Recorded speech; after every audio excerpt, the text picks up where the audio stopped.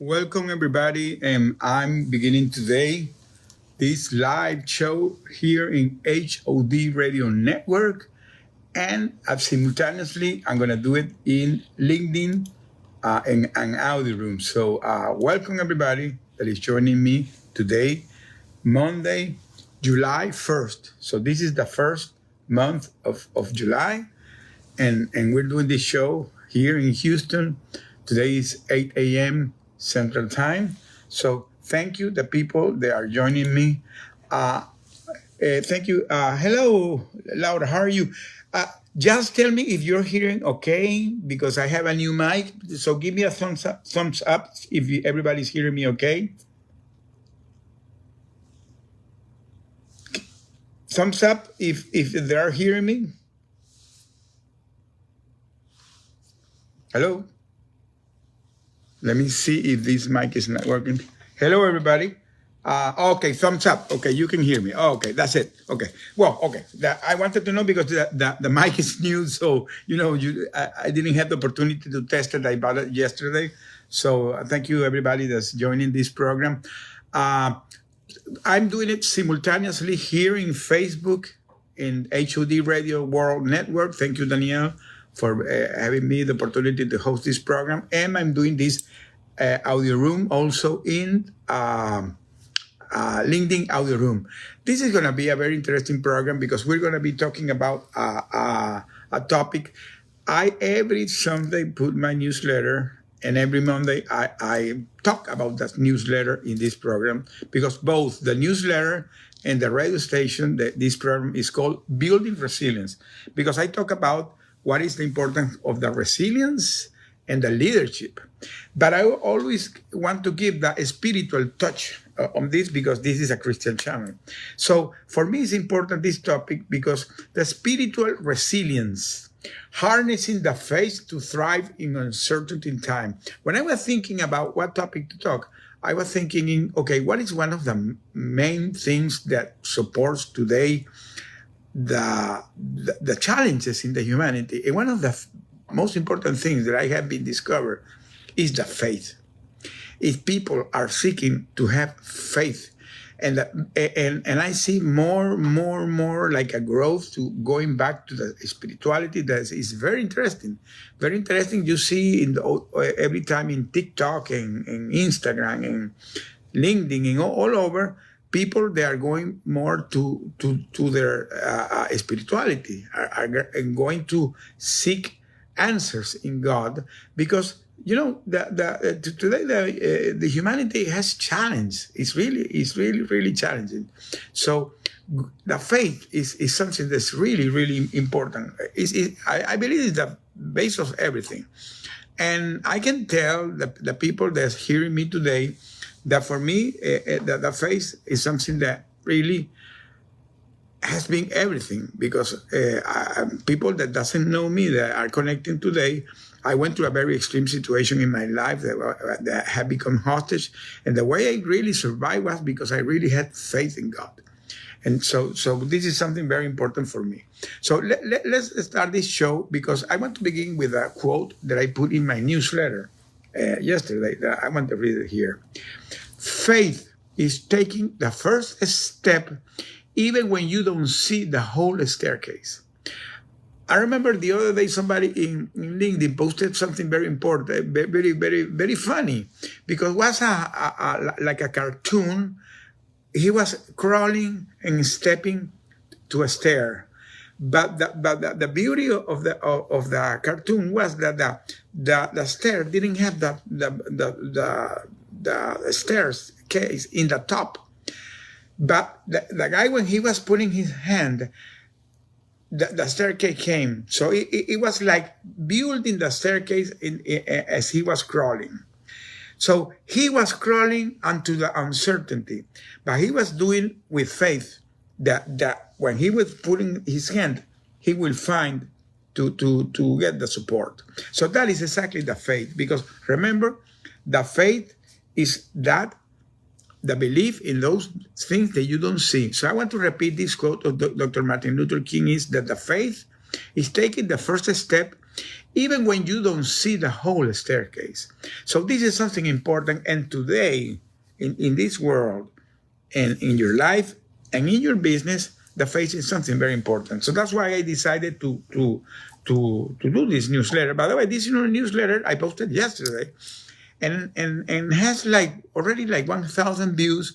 But not only the views, are the comments. The comment that the people are putting there.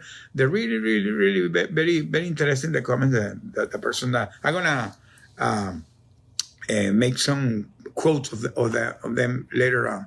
So let's start about this topic. I'm going to open the mics after to give the opportunity to talk. So anybody that wants to raise their hands, I'm going to be in some minutes. I'm going to give the opportunity to the people to join, because for me this is important that people share their opinions. So incorporating spirituality resilience into your life and into the leadership. So how you can do that? How you can incorporate that spirituality in the resilience spirituality in your life and in your leadership? One of the first things is that cultivating the daily practice. So this is something really important. You need to have that mindset to cultivate that as a daily practice. Through what? There are many methods. One of them is meditation. Meditation is an awesome practice to be connected to your spirituality. Have the morning meditation.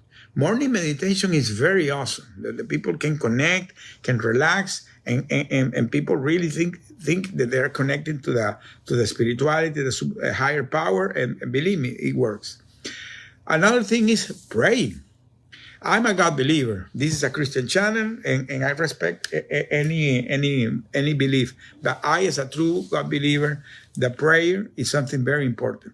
I go to a church where the prayer is something really, really important. It's so important, our prayer, that we do as every Saturday at 6 a.m. We do a very early prayer session in my church. And my pastor, he's always saying that is the most important event of the week. Even more important than the Sunday service. Because when he said that when you have 500, 1,000 people in the church, all praying at the same time, can you imagine the power, the atmospheres that is created? So the prayer, the practice of a daily prayer is very, very relevant. And for those that really are very, very committed to this, even in the Christianity, and by the way, in other religions, the Muslims do it too. The most important prayer is the prayer in the early morning. We're talking about 3 a.m., 4 a.m. in the morning. So even people that are really, really committed pray at that time, very early in the morning, 3, 4 a.m. In the Christianity, the 4 a.m. prayer is the prayer of the third vigil. So it's very important. So praying is a very good way to get connected to your spirituality. Another thing is focusing. I always talk about this. Be focused. Because in any situation in your life, be focused. What means be focused? Focus means don't get diverted of the things that are going there. Look the root cause of your situation and begin to see all those things that you can, the things that you can control and the things that you cannot control. The things that you can control, so take care of them. Don't think in the problem, think in the solution. And sometimes you will see the solution in front of you or very near to you, or maybe it's not near or beside you, but now you know how to go to there.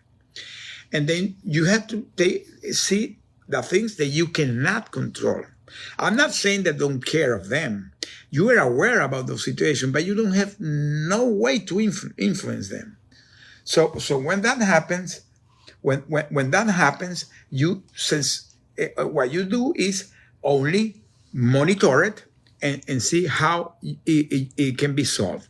I'm going to put a very good example that there is a lesson of life for me. When I went into my captivity, my hostage situation, I decided to be focused. And so I discovered two things. I had things that I could not control. That was the situation that I was going, because it was a very high politic thing between two governments, the US and Venezuela.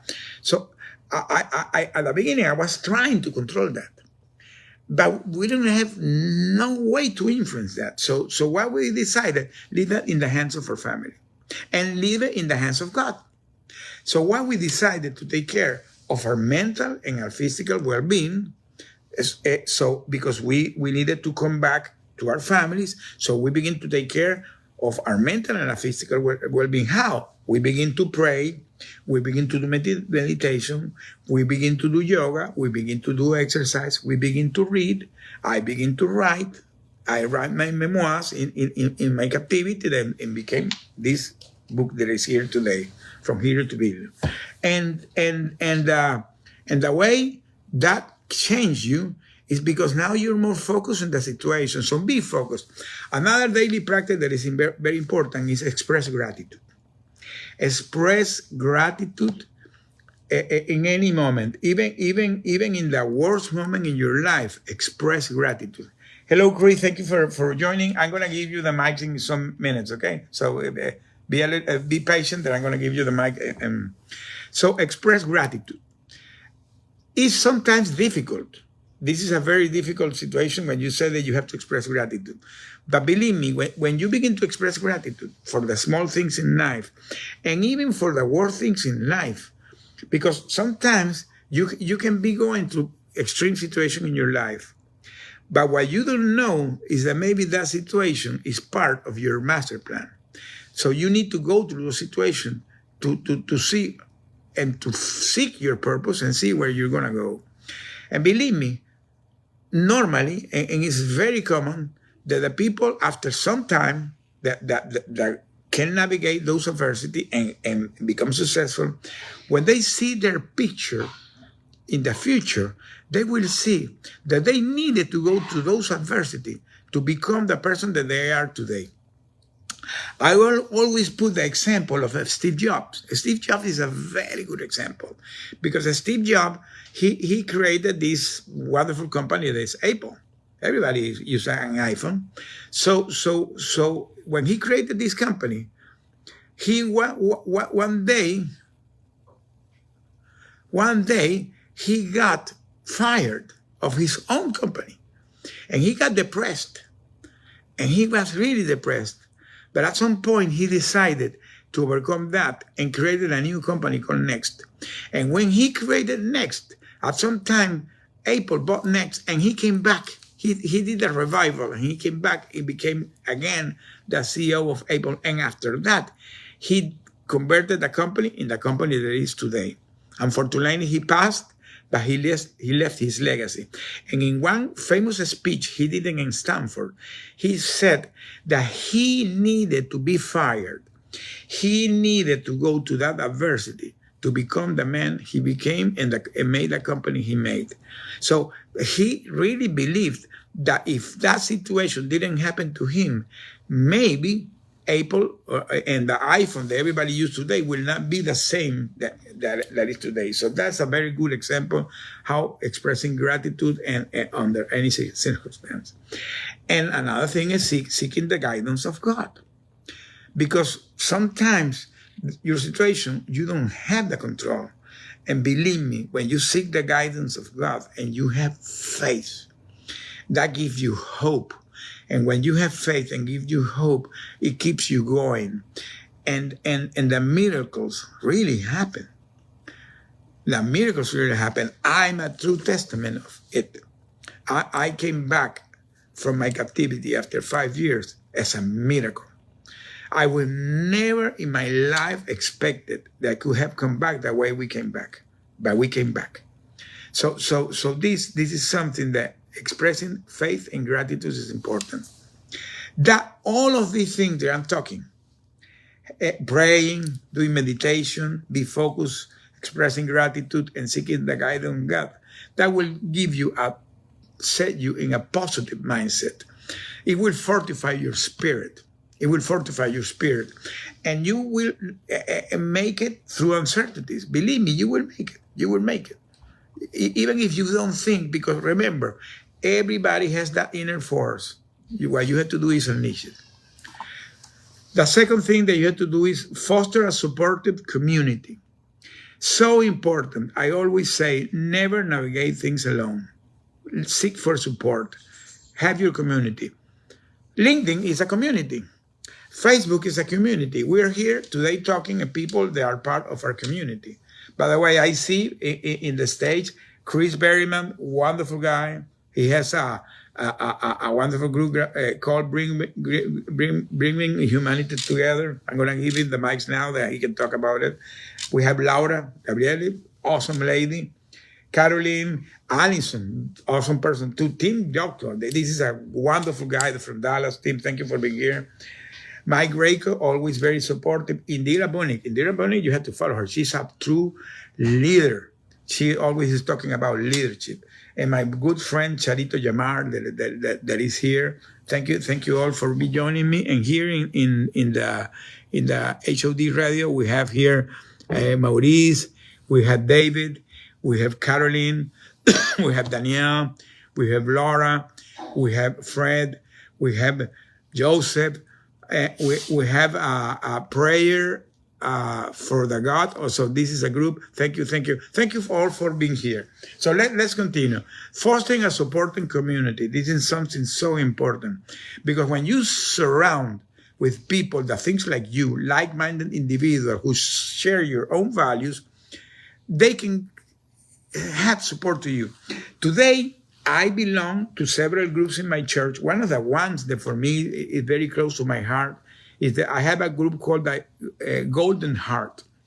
Senior citizens that we are all over, all the people is over 60 years. We have a great community when we meet in my church, and that makes us really very supportive.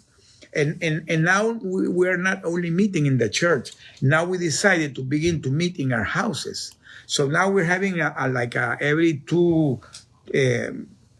month, let's say, we're going to have a monthly gathering with the people. And believe me, you begin to know people.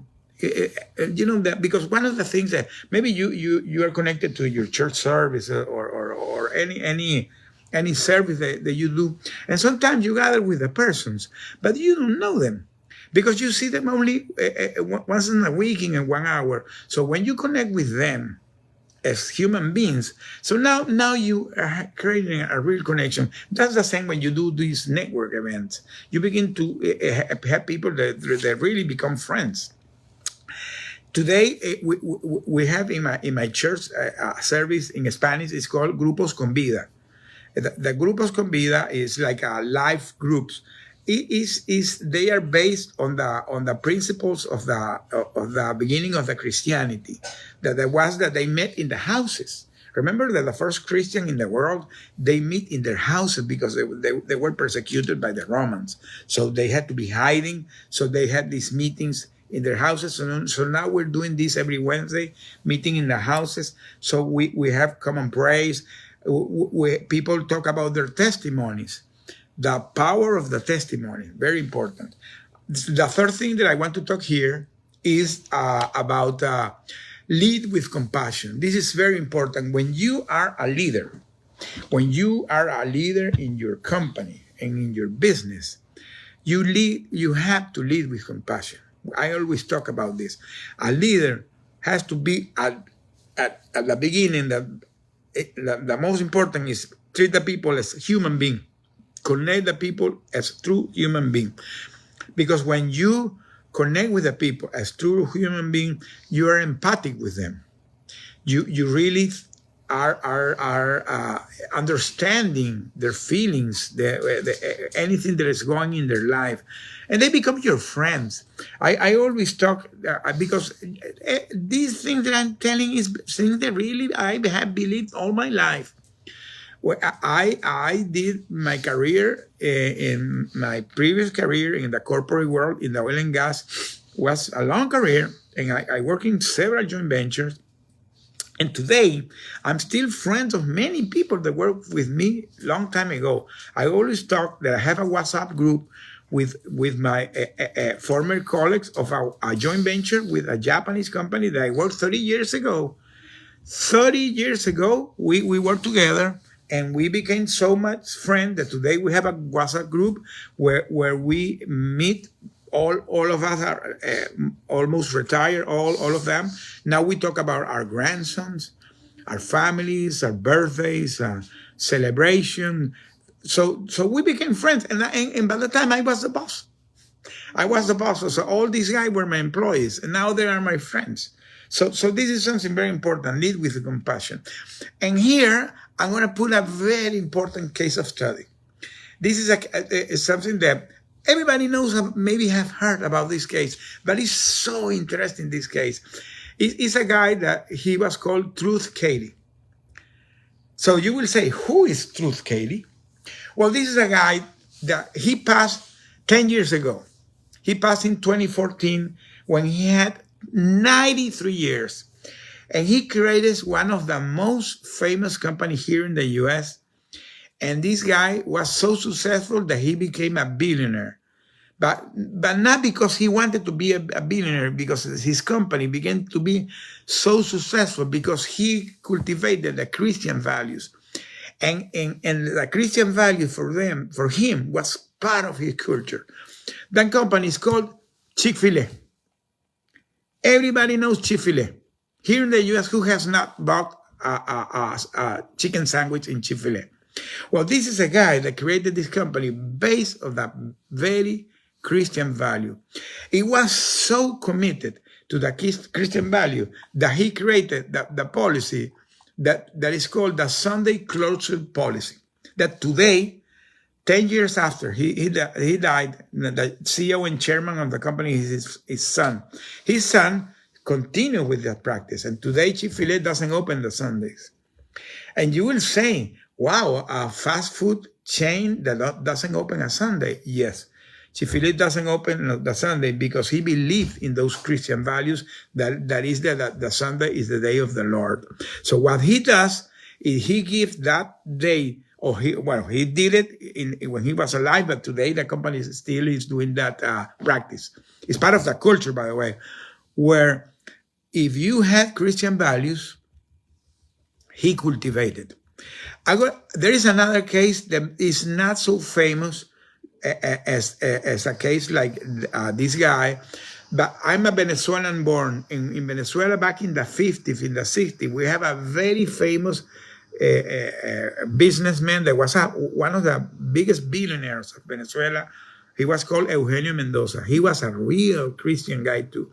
And he created a company, a corporation called Corporación Mendoza, Mendoza Corporation. And it was big, was one of the biggest corporations in Venezuela. When Venezuela was very wealthy, was one of the biggest corporations in Venezuela.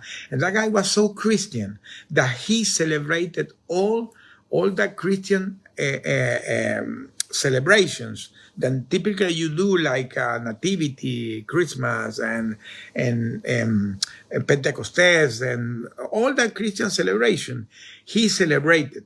And not only that, he was a guy that he really praised God, and he really praised also the virgins, because Venezuela is a Catholic country. There are several virgins, like the Virgin Mary, the Virgin of Coromoto, the Virgin of the Carmen. So these virgins, he also he prayed.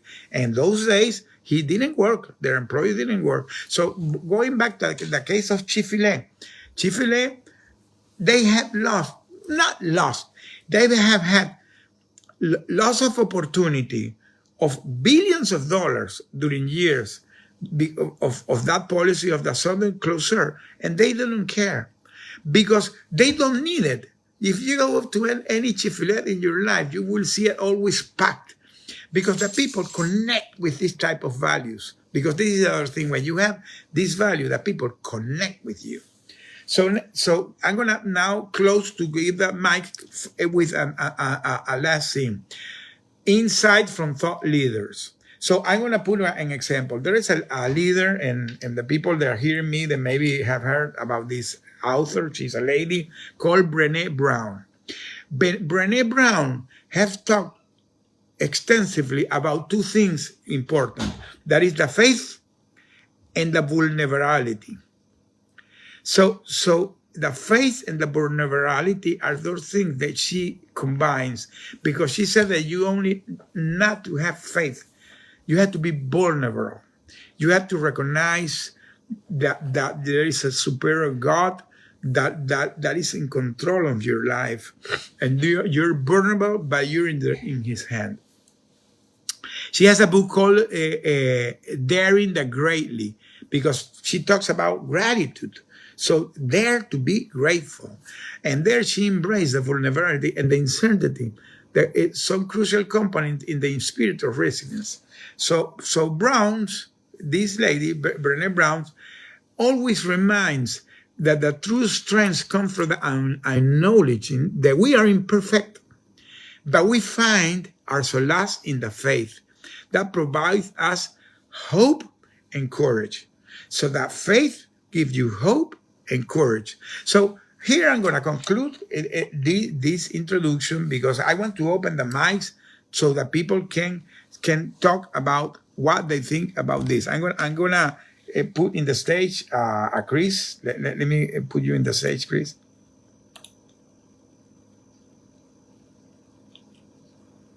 Okay, now the mics are yours, Chris. Well, good morning, Jose. How are you doing today on Marvelous Monday? Thank you. Thank you very much for being here, Chris.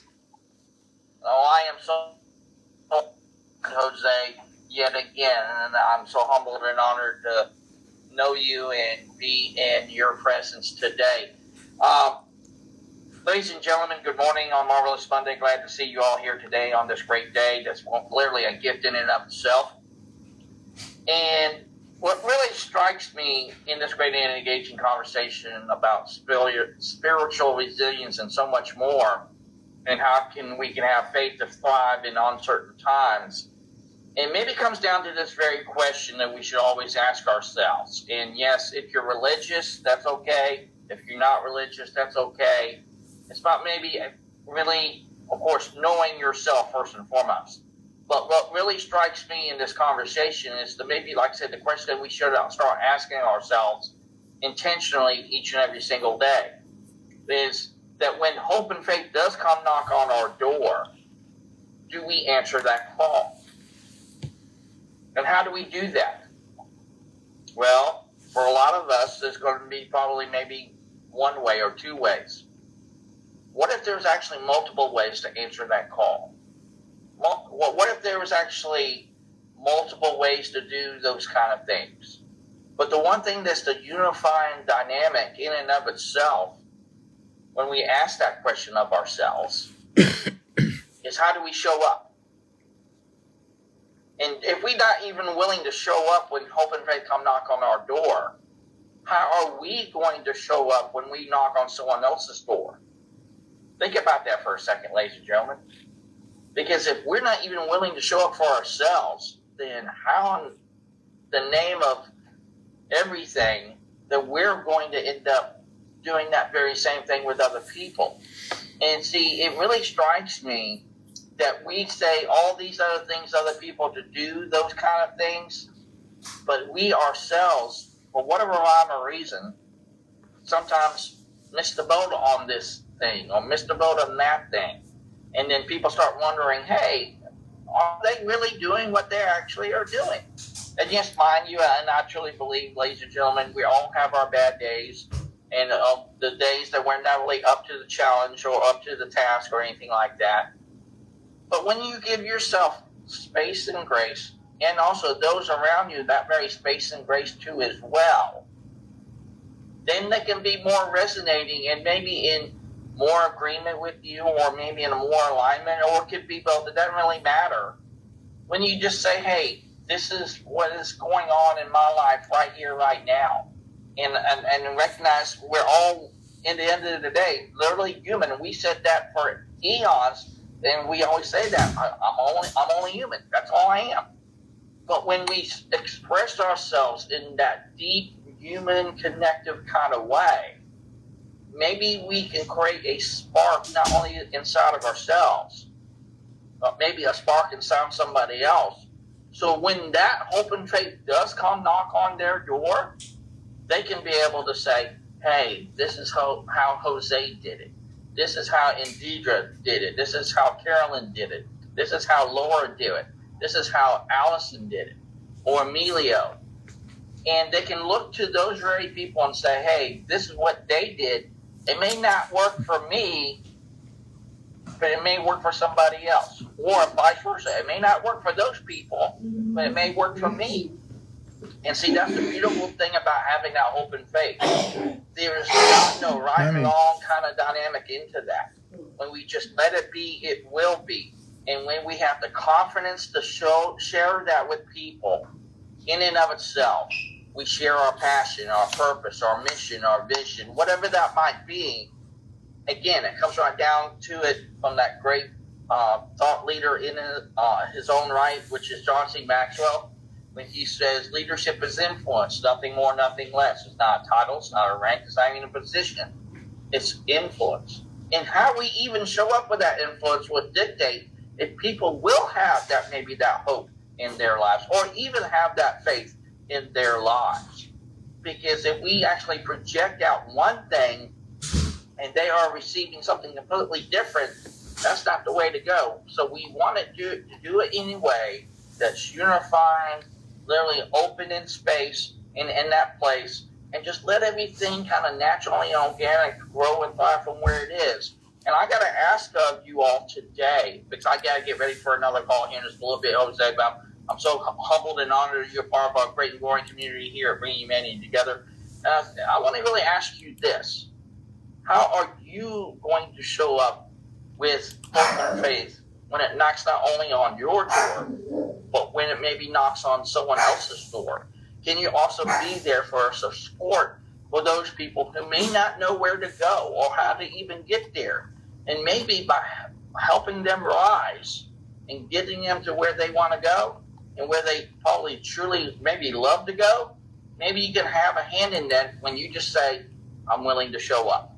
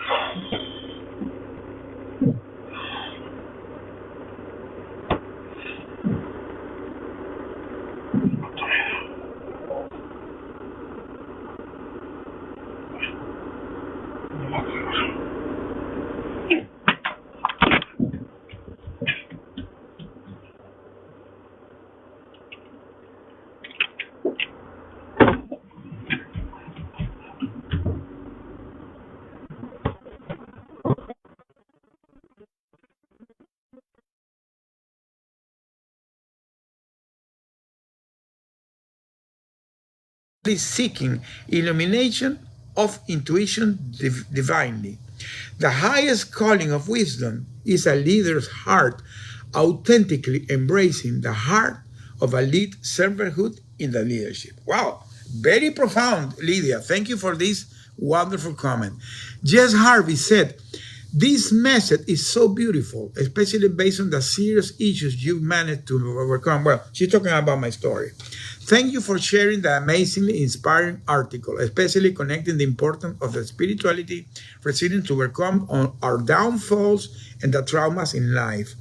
I believe that when you truly build the connection with the higher power, you are in a much healthier condition in terms of mental wealth or having a positive mindset. This is totally true. This is totally true. Indira, let me put you on the stage. This is totally true. When you connect with God or your higher power, because maybe you believe but in my case, I'm a God believer. When you connect with God, what she's saying here is that you are in a much healthier condition in terms of health, wellness, and positive mindset because you have faith. That's the thing. You are having faith. There is another comment here, Tere Higuereda, my wonderful friend. You have to connect with Tere. Tere Higuereda, she's from Mexico, but she's a neuroscientist. She talks about the plasticity of the brain. You have to connect with this lady. She's awesome.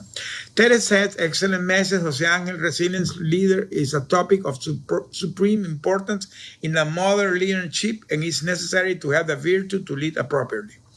The S.A. Dominion says, when we hit life's hard rock, our strengths may fail, is but our faith and the grit will help us see that we hope for and some kind of supernatural power will come upon us to continue to strive until we come out victorious. Thanks for sharing that amazing article. So what this guy, S.A. Dominion, is saying that when you have faith, you can overcome anything in life, and that's totally true. Totally true. There is a Maria Telo Carty said, Don Jose, I agree that the faith is part of the step of the spiritual unknown using your courage. So there are many more, but I want to stop here. I'm going to give the mic, Emilio, the mics are yours. Emilio? Okay. Hey, Mr. Jose, I'm sorry. Good morning to everybody. Thank you for this opportunity, Mr. Jose. My brother, it's been a journey since we met, and a little bit about me, so I can put everybody up to par. Me and Mr. Jose volunteered. Well, I volunteered to help Miss Marta Maya Lowe's in Houston. I'm from Dallas, and it was the most beautiful experience to see some of the families coming to get a Christmas gift and have a little fun and some clothes, whatever they need, to know that repeatedly I heard, man, I'm glad, me da mucho gusto que estás aquí. Le dije, ¿por qué? Repeatedly, because I can speak to you. You know Spanish. I said, and that is why the reason why they put me here is to make sure that we greet everybody and make them sure that they feel like they're at home, because we are serving the community, and that says everybody is invited. So that was a beautiful experience, and Mr. Jose went specifically just to meet me, and I invited him there. I was blessed to meet his wonderful wife, who I myself am a former prisoner. I did almost 20 years. And this past June 16 was my anniversary of 1 year out. And it has been difficult, very difficult for me, more difficult than I ever imagined. First of all, we are computer illiterates. We have to go to these jobs, temporary jobs that discriminate. I was tested and I passed the exam, and I got the job, but then flat out, we need to have somebody with a clean record. I said, what is that? What are y'all grading? How are y'all going about that? Because that's discrimination at its finest. To make a long story short, I wake up at 4 or 5 in the morning. I'll be at the gym, train the youth that are close to me, boxing, wrestling, swimming, dancing, or weights, depending on what they want to do. So it was about 3 weeks ago at 2:48 in the morning, I fell to my knees, and I'm like, God, why is it that I'm having every barrier on my way, when I jump one, another one is there, and it's like constant struggle. But my vision, my purpose, and my way of feeling is in its best shape. So I was diagnosed with PTSD, and I realized that I was causing a lot of emotional chaos in my family. And until my brothers talked to me, I received help, and ever since then, I've been much better. But this Emilio, morning, did you connect with Daisy? Have you ever? Yes. Okay. Yes. I'll share that in a minute. I just want to get this, because what I'm going at is how powerful it is to have your priorities straight and understand you live under this sky, under this life, with knowing there's a superior. There is a God that exists. The majority of the times, it's like we call to him when we need him, but we don't go to him and praise him, glorify him. The next day when I woke up, when I can't cry, right? But I felt like tears wanted to come out. And I just prayed and tell God, I don't ask nobody for nothing. I just want an opportunity. And the next day, I just can't sleep.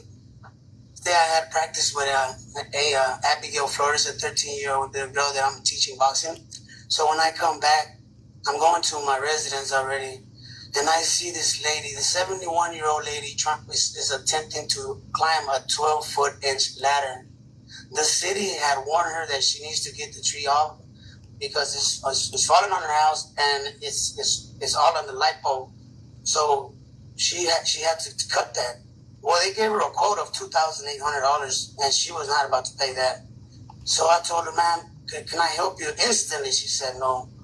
I said, look, your bones are fragile. You could fall. Look, and I had a chain, by the grace of God, I had a chainsaw in the back of the car. I have never cut a tree in my life. I wasn't even using it. Somebody was using it at the house, and they left it in the car. And I told her, look how easy it is when you have the proper equipment. And in less than 15 seconds, I knocked a big part of that tree that she was going to go cut individually, the branches. And her lights lit up, and she said, see, me ayudas to help her. I said, okay, I'm not charging you nothing. I'm going to do this for free, okay? I'm helping the community. I'm going to help you, okay? So by 11:48 a.m., I see a guy in sandals and a bike. He stops, and he happens to know me. And he tells me about the time before I got locked up and who he was around us. So obviously I do know him, but just didn't remember. He asked me about a social security card. Could he get it on mail? I said, yeah. I said, but don't worry, I'll help you out. I said, I just got to finish this job. He said, can I help you? I said, if you want to, but understand this, I'm not charging her anything, so don't expect nothing back. I'll help you with the social security. I'll get you something to drink. I said, all right. Well, the lady accepted. I didn't have no money. I didn't. But I had my piggy bank. So I went and broke my piggy bank. I went and bought oil and gas, and that's all I bought. And I went back. I did this job, this work with such devotion that I told her, thank you so much, man, for giving me the opportunity. At night, when I finished it late at night, I come back with this energy. I just wanted to see the house. The house, you couldn't see the front because there was a lot of trees, a lot of bushes. And I got videos and recorded about it. But when I come back at night, getting dark, I see this big cross with Jesus on it. And my body just went numb. I was chilled. And a lot of things opened up. And I knew that I've mastered success. I mastered success in the way that all these years that I've been running around asking for help or trying to get my foot in there and bumping, just all the things that someone does that's devoted for a sole purpose to serve what the calling is that God sent us for. So I have done about 8-10 houses now. And these houses might be falling down, their roof might be falling, but the ladies, the families, their smile in their house, their big yard, it looks so beautiful. And I've gotten now to the point where I don't need a job. I stopped working because they laid me off, and they kept on doing that. So from that, she gave me $50. I didn't want to take them, but she said, no, take them. So that day, not only did I help this lady, but I also gained a very good friend that he's homeless. He lives in the back of a truck. He doesn't have nobody, and he doesn't have no clothes. So now it's like he's got 4 pair of shoes. He's got clothes. He still lives in his truck and the truck is not even his, but he's parked in the back of some yard. because I couldn't bring him in. I tried to tell my family, can we give him a room right here? Though he won't be using this restroom, and like all the possible ways that they can agree with me, but they didn't agree with me. So I felt bad because he was willing to sleep on the floor in the back where we got a pool room, and the pool room it's not a fancy one. It's dirt, it's well done because it's done for my father before he passed away. So long story short is like God is real. God is real, and one only tries him and pays him respects when you're really in need. But when you put yourself to think, when you come and talk to God and ask, petition, beg, pray, that means that in your soul, heart, and mind, you know that you've been explored every possibility you could to make sure that you just tried it. You did everything possible, day and night, and it just so happens that now you're asking the Almighty, I need help, and He will reward you. But there is a way of pattern of your behavior, your way of thinking, your way of being holy and being a real person that believes that God is real. Thank you for your time.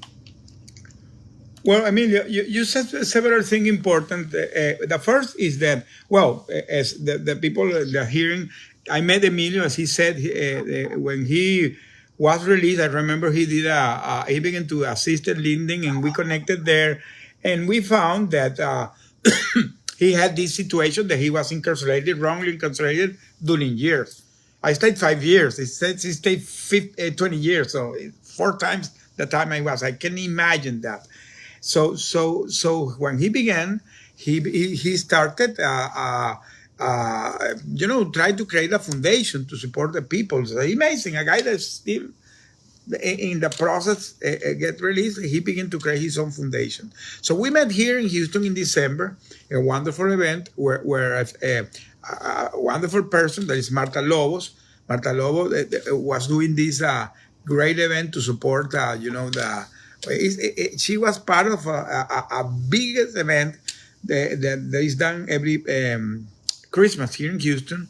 The Houston Food Bank and another big groups here in Houston. It's an amazing event. I met Emilio that day. By the way, we even had a lunch. And so now Emilio has said several things important. That the reintegration in life is very difficult. The PTSD events, very important. I recommended him because I have my own therapist. I recommended the therapist with him. But the other thing, the most important thing he's telling here is the faith, believing in God. Even if he was in a terrible situation, he believed in God, and he mentioned that he already has done the repairing of the house, and now he has 10 repairs. Maybe you never know, Emilio, that can begin a line of business that you have never explored. It could even be. That's where I'm going, Mr. Jose. I'm sorry to interrupt you. Now I got my own company. Now I got my LLC. I'm registered. I got my EIN number. Thanks to Mr. Keith Cooperman, who helped me get my EIN. As easy it is, it's free. And I still didn't know how to do it, but he walked me through the steps. So I got my EIN number. I got everything I need. He's working on my social media, on my web pages, websites, everything that needs to be certificates, everything's got to be filed, and we're working on that. And this is the most glorifying thing for me, is that I still have no dollar to my name, but I feel so wealthy already because I got contracts that are $8,000, $6,000. We're going to quote them. I asked somebody else that does that business to come and quote it because it's free quote, and they gave me their numbers. So I have in my possession right now literally what I needed, and sad to say, I have no tools. My tools have wore out, and it's like, man, the banks don't acknowledge me because I have been out of sight, out of mind. But I'm working on my credit, and it's difficult. It's difficult. But it was difficult before I prayed and asked God to shine me a light. This divine light I wanna shine to these innocent children that have been affected by parents incarcerated. They really need assistance. When you have a child experience the terror, the trauma of having one of our law agencies go on an upper hand of a fugitive, and this will happen to be one of their guardian angels, Instead of waking up at 6, 7, 8 in the morning to go to school, they're waking up at 3, 4 in the morning because it's a dire situation for the law enforcement. So they have to be precautions. Then they go with force. So a child is never talked to. A child is just left without trauma. These children need to have counseling, mentorship, psychology, check them out. Have some of the officers come back the next day and say, we don't have nothing against your family or that. They broke the law. They understand what is law now. Instead of in the neighborhood, in my community, when we tell a child, here comes the police, they immediately start acting right. That's not right. Okay, thank you, Emilio. I'm going to give the mic to Indira, say that she has been waiting, Emilio. So thank you, Emilio, for your... Indira, the mics are yours.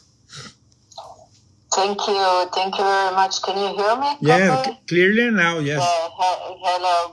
Good morning or good afternoon, wherever you are sitting around the world. First and foremost, I just want to share a couple of reflections, but first and foremost, to thank you for your really honorable action and the determination and commitment to harnessing the faith and thriving in these uncertain times and strengthening resilience and helping others.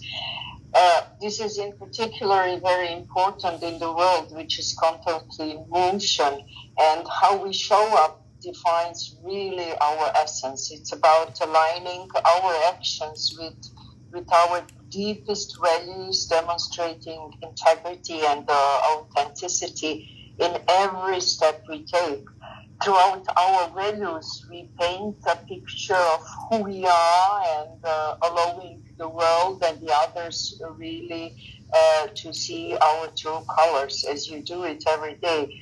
Connecting with ourselves is really the first step in this journey. It also requires introspection and self-knowledge and the willingness to embrace both the strengths and our flaws. As you said, it is about vulnerability. By understanding and accepting our own complexities, we really create a solid foundation from which we really can connect, but not just formally connect, but connect with meaningful connections with others.